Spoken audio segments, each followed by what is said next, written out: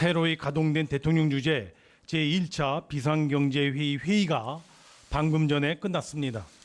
앞으로 비상경제회의는 위기에 대응하는 최고 의사결정기구 역할을 수행하게 될 것입니다. 즉각적인 시장 대응 및 신속한 애로의 해소, 적기 의사결정 및 창의적인 문제 해결, 그리고 현장 중심 및 국민과의 소통에 중점을 두고 운영해 나갈 것입니다. 방역을 담당하는 방역중대본과 함께 비상시국 경제위기 극복을 위한 경제중대본 역할을 수행해 나가도록 할 것입니다. 국민 여러분, 오늘 제1차 비상경제회의를 거쳐 관계부처, 관계기관의 합동으로 마련한 민생경제금융안정 패키지 프로그램에 대해 설명드리도록 하겠습니다. 이제 코로나19 사태는 전 세계적인 팬데믹 현상이 되었습니다. 이동 제한 조치로 세계 경제가 멈추고 글로벌 금융시장은 요동치고 있습니다. 과거 위기는 금융과 같이 특정 분야에서 시작하여 다른 분야와 국가로 파급되었습니다. 하지만 감염병으로부터 촉발된 이번 위기는 다릅니다. IMF 외환위기가 아시아 지역에, 글로벌 금융위기는 금융 섹터에 주로 영향을 미쳤다면 이번 사태는 전 세계와 전 섹터에 전방위적으로 영향을 주고 사람의 이동까지 사실상 동결시키는 총체적이고 복합적인 위기의 양상을 보이고 있습니다. 생명과 건강이 위협받으며 전 세계적으로 실물 경제가 얼어붙고 있고 국내외 금융시장도 동시다발적으로 충격을 받고 있습니다. 선제적이고 그리고 보다 적극적으로 나설 필요가 있습니다. 정부도 각별한 경계심을 가지고 긴박하게 움직이며 필요한 대책을 신속하게 지속적으로 마련해 오고 있습니다. 1차와 2차에 걸쳐 총 20조 원 규모의 업종별 분야별 긴급 지원 패키지를 시행해 오고 있으며 3차 정책 패키지인 11조 7천억 원 규모의 추경도 이미 확정되었습니다. 오늘 이러한 기존 1, 2, 3차 정책 패키지에 이어서 민생 금융 안정을 위한 총 50조 원 플러스 알파 규모의 범국가적 금융 분야 위기 대응 프로그램을 마련하고자 합니다. 코로나19 바이러스가 면역력이 취약한 사람에게 보다 치명적으로 작용하는 것처럼 경제의 어려움도 자금 조달이 어렵고 규모가 작은 중소기업과 소상공인 그리고 자영업자들에게 보다 큰 충격으로 다가오게 됩니다. 감염병 사태가 종식되어 경제가 다시 정상화될 때까지 위기에 취약한 경제 주체들이 당분간 버틸 수 있는 안전판이 절실하게 필요합니다. 이러한 인식하에 근본에 민생금융안정 패키지 프로그램은 세 가지 사항에 중점을 두고 마련하였습니다. 첫째, 전례 없는 범국가적 금융 분야 위기 대응 프로그램입니다. 재정금융당국뿐만 아니라 통화당국, 정책금융기관, 금융권 등이 혼연일체가 되어 이 프로그램을 만들었습니다. 둘째, 상황 대처에 부족함이 없도록 총 50조 원 플러스 알파 규모로 9개의 세부 패키지 프로그램을 구성하였으며 향후 상황 전개에 따라 규모도 추가적으로 확대해 나가고자 합니다. 셋째, 중소기업, 소상공인, 자영업자에 대한 지원과 취약계층의 금융부담 완화를 최우선에 두었으며 금융시장 전반의 안정을 위한 조치들도 함께 포함시켰습니다. 9개의 프로그램 중 5개는 오늘 상세의 내용을 포함하여 발표하고 나머지 프로그램은 추후 비상경제회의를 통하여 발표해 드릴 계획입니다. 그러면 민생금융안정 패키지 프로그램의 핵심 내용에 대해서 설명드리도록 하겠습니다. 민생금융안정 패키지 프로그램은 첫째, 중소기업과 소상공인 자영업자를 위한 금융지원에 대한 강화, 둘째, 취약계층에 대한 금융 부담의 완화, 그리고 마지막으로 세 번째, 주식, 채권 등 금융시장의 안정장치가 되겠습니다. 크게 이 세 가지로 구성되어 있다는 말씀을 드립니다. 첫 번째, 코로나19로 인한 피해가 가중되고 있는 중소기업, 소상공인, 자영업자에 대한 지원입니다. 대출과 보증 두 가지 트랙에서 긴급한 자금 소요에 대응할 수 있도록 지원 규모를 대폭 확대하고 신속하게 지원해 나가겠습니다. 먼저 대출 규모를 확대하고 지원 체계를 보강하여 사각지대를 최소화하도록 하겠습니다. 먼저 소상공인진흥공단 자금을 중심으로 급증하는 저금리 대출 소요에 대응하여 1.5% 수준의 초저금리 대출 12조 원을 공급하겠습니다. 이를 위하여 민관이 유기적으로 역할을 분담하여 삼층구제의 촘촘한 지원망을 구축해 나갈 것입니다. 1차 지원망은 재정이 직접 담당합니다. 소상공인진흥공단은 신용등급이 낮아 일반 대출이 어려운 분들을 중심으로 2조 7천억 원 규모의 긴급 경영 안정자금을 공급하겠습니다. 특히 저신용 소상공인에게 실질적인 혜택이 돌아갈 수 있도록 그간 고신용자에게도 공급되어 왔던 이 자금을 저신용자를 중심으로 지원되도록 전환하겠습니다. 2차 지원망은 정책금융기관인 기업은행이 담당합니다. 중간 수준의 신용도를 가진 분들께 보다 초점을 맞추어 5조 8천억 규모의 초저금리 대출을 제공하겠습니다. 이상 8조 5천억 원 규모 이외에 추가적인 나머지 3조 5천억 원은 3차 지원망으로서 시중은행 등을 통하여 공급되도록 할 것입니다. 정부는 시중은행들의 대출금리도 다른 두 지원자금과 같이 1.5% 수준에서 제공될 수 있도록 시중금리와 대출금리 1.5% 간의 차이를 재정에서 보존하도록 하겠습니다. 다음으로 대출을 지원하는 보증의 범위와 요건을 완화하는 내용입니다.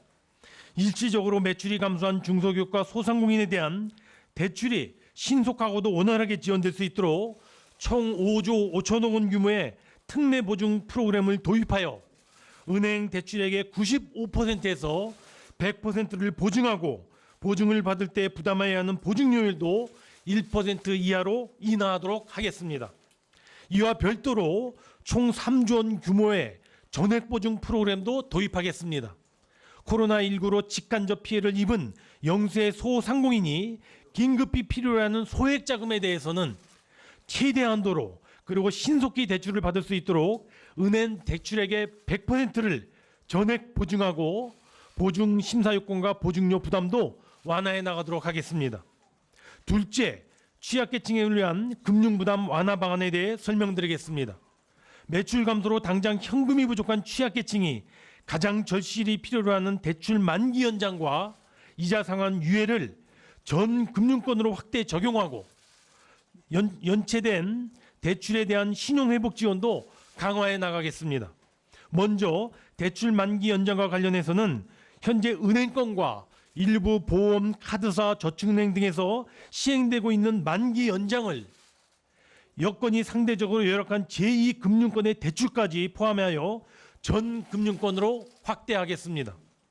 신협, 농협, 수협, 새마을건구 등을 포함하여 금융권 전체가 한마음 한뜻이 되어 참여하여 코로나19로 직간접 피해를 입은 중소기업 및 소상공인의 대출에 대해 만기를 최소 6개월 이상 연장합니다.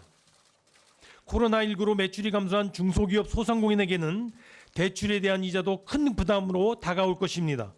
이자 걱정 없이 어려운 시기를 넘길 수 있도록 상환기한이 도래한 이자에 대해서도 전 금융권이 동참하여 일정한 전제하에 6개월간 이자 상환을 유예하겠습니다. 이러한 만기 연장과 이자 상환 유예 조치는 코로나19로 인해 매출 감소 등 직간접적 피해가 발생한 중소기업과 소상공인으로서 원리금에 대한 연체, 자본 잠식 등 부실이 없는 중소기업과 소상공인에 대하여 4월 1일부터 시행해 나가도록 하겠습니다. 다만 가계대출과 부동산 매매업, 임대업, 향락 유흥업 관련 여신 등은 여기에서 제외됩니다. 연체된 대출에 대한 신용 회복과 채무조정 지원도 강화하여 피해를 입은 소상공인 등이 당장의 어려움을 극복하고 다시 일어설 수 있는 버팀목 역할을 수행하겠습니다. 신용회복위원회의 회복지원 대상에 코로나19 피해자들을 추가하여 연체된 대출에 대한 원금 상환의 유예와 채무 감면 등을 지원하겠습니다. 코로나19 사태로 피해를 입은 소상공인과 개인 채무자들의 연체 채권 등을 자산관리공사가 최대 2조 원 규모로 매입한 후 상환 유예 및 잔기에 걸친 분할 상환 등을 우선 지원할 것입니다. 셋째, 채권 및 주식시장의 안정화에 만전을 기해 나가도록 하겠습니다. 금융시장이 얼어붙으면 회사채와 주식을 발행해 자금을 조달해야 하는 기업이 돈을 구하지 못하는 돈맥 경화가 나타나게 됩니다. 코로나19 피해로 매출이 감소하는 상황에서 자금 조달 시장의 지나친 가격 변동은 상대적으로 건강한 중소기업에도 부담이 될 수 있습니다. 어려운 시장 상황에서는 누군가가 채권을 사서 돈을 순환시켜주는 역할이 필요합니다. 이런 문제의식에서 은행, 증권, 보험 등 금융권이 공동으로 출자하는 채권시장 안정펀드를 조성하겠습니다. 과거 2008년 위기 극복에 기여했던 채권시장 안정펀드의 조성 경험과 운영의 묘를 살려 시장에 온기가 돌아오도록 최선을 다하겠습니다. 신용도가 상대적으로 낮은 기업들을 지원하는 시장 안정 채권 담보부 증권, 즉 프라이머리 CBO의 신규 발행도 3년간 6조 7천억 원 규모로 확대해 나가겠습니다. 산업은행이 주도적으로 회사채를 인수하여 기업들의 급한 자금 소요를 지원하는 신속 인수제도를 적극적으로 활용하겠습니다. 인수한 채권은 신용보증기금의 보증을 통하여 시장에서 정상적으로 유통될 수 있도록 지원하겠습니다. 주식시장에도 안전판을 만들겠습니다.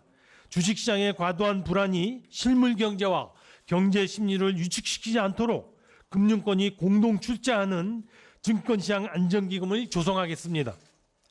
증시가 회복될 때까지 한시적으로 운영하면서 개별 종목이 아닌 시장 대표지수 상품에 투자하여 주식시장 전반의 안정을 도모하는 역할을 수행해 나갈 것입니다. 채권시장 안정펀드와 증권시장 안정기금의 세부적인 방안과 규모 등은 추후 비상경제회의를 통하여 발표해 나가도록 하겠습니다. 국민 여러분, 우리 경제가 거쳤던 많은 위기들이 사전 예고 없이 다가왔고 이에 대응했던 수단들도 수많은 변천을 거쳐왔습니다. 돌이켜보면 수많은 위기를 이겨낸 핵심은 정부와 기관, 민간, 국민들이 함께 힘을 합치고 마음을 모아 대응했던 특유의 협력과 소통 그리고 근성이었습니다. 근본 대책은 정부뿐만 아니라 한국은행, 금융기관 등의 긴밀한 공조를 바탕으로 마련되었음을 다시 한번 강조하여 말씀드립니다. 현 상황이 전례 없는 새로운 위기이기에 대응 수단도 이에 상응해야 한다는 공통된 인식과 고민의 결과물이라 할 것입니다. 정부는 앞으로도 위기 대응의 중심이 되어 관계기관들과 긴밀히 협업하면서 경제 난국의 극복에 최선을 다해 나갈 것입니다. 국민 여러분께서도 수많은 위기를 극복하고 발전해왔던 우리 경제의 저력을 믿고 믿음과 지지를 보내주시기를 부탁 올립니다. 감사합니다.